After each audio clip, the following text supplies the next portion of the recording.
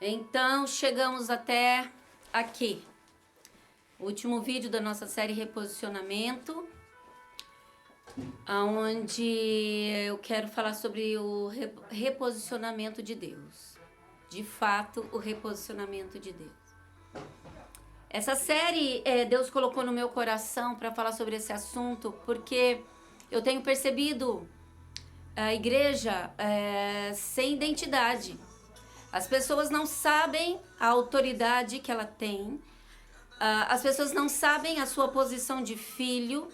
A igreja de Jesus, ela está confusa e por muitas vezes ela está confusa porque desejou e tentou controlar tudo. Controlar o agir de Deus, controlar o poder de Deus, controlar as manifestações do Senhor. E nós, como seres humanos, temos essa tendência de controlar. E pior é quando nós nos deixamos ser controlados por pessoas que nos levam para todas as direções longe daquilo pelo qual Deus determinou. Então é muito simples, é muito fácil quando as pessoas não têm convicção, elas saírem da posição pelo qual Deus a chamou, pelo qual Deus a criou.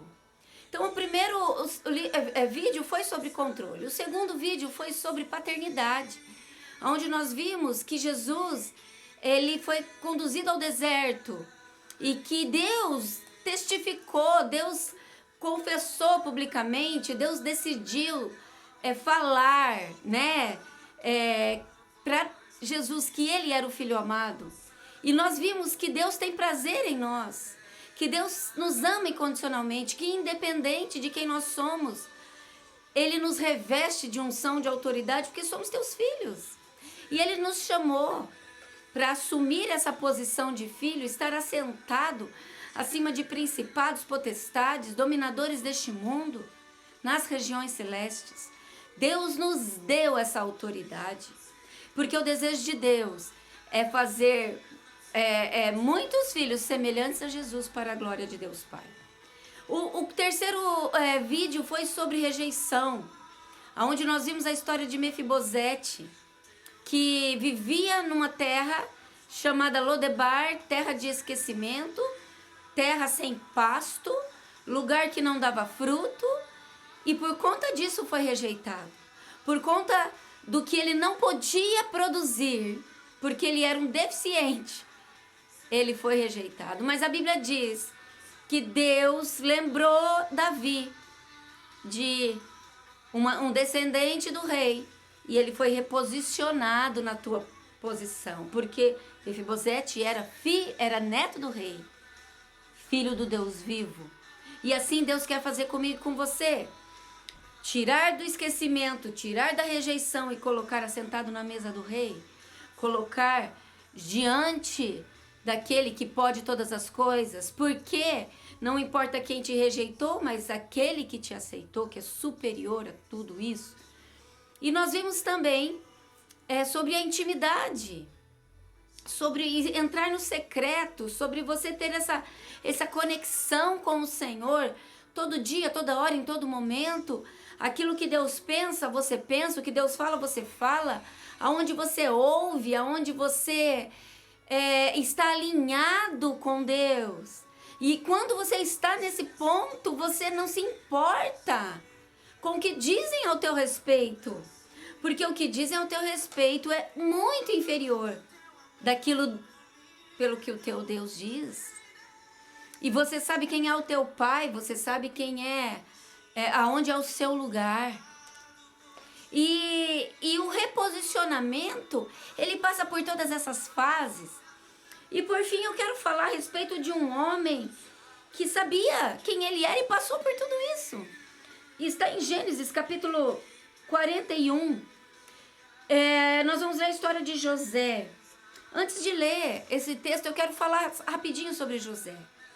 José era filho de Jacó, que nasceu num tempo onde Jacó já estava curado, transformado, né? Onde Deus já o tinha reposicionado. Por quê? Porque os outros irmãos, 11 irmãos de José, vieram na época em que Jacó morava com Labão. Jacó vivia aquele ambiente de competição, aquele ambiente de rejeição, aquele ambiente de comparação, era um ambiente de disputa, e os seus filhos nasceram nesse ambiente também. Só que José não, José veio depois, quando Jacó já tinha sido reposicionado por Deus, quando ele já tinha tido aquela encontro com o Senhor, tocado na sua coxa, e Deus mudou o seu nome. Deus curou milagrosamente Raquel, e José nasceu. Posteriormente veio Benjamim, mas a palavra de Deus diz que José foi o filho amado pelo seu pai. Ele sofreu rejeição, sofreu pelos seus irmãos, mas ele tinha tanto amor do seu pai, ele tinha tanta convicção de quem ele era. Ele comia na mesa do pai, ele não tinha problema de paternidade, ele não tinha problema de controle, porque ele sabia que ele não precisava controlar nada. E ele era um menino feliz, convicto, sonhador, e porque ele sonhava, incomodava muitas pessoas.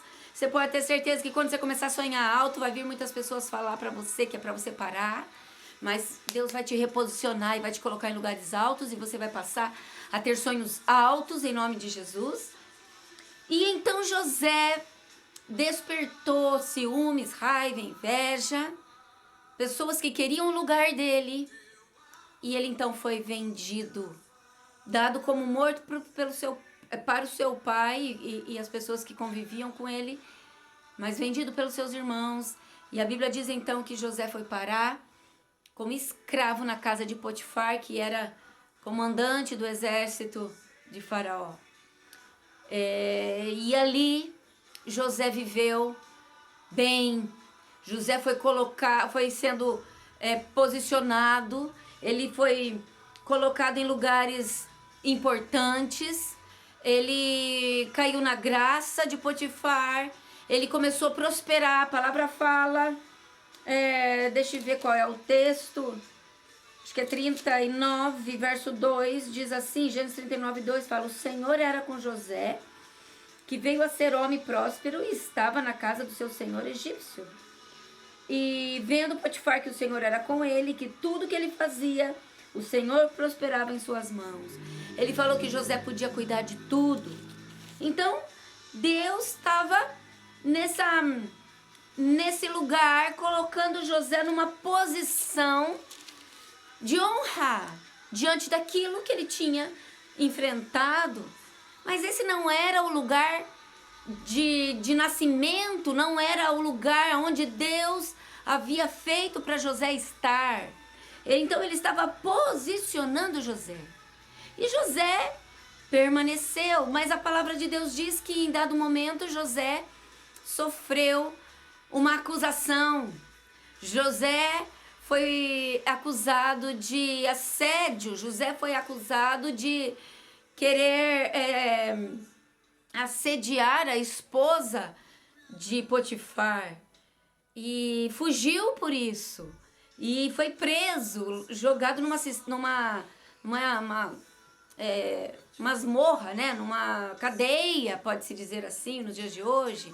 Ele foi lá esquecido, e a palavra de Deus diz que essa injustiça de José não permitiu que José se afastasse do Senhor.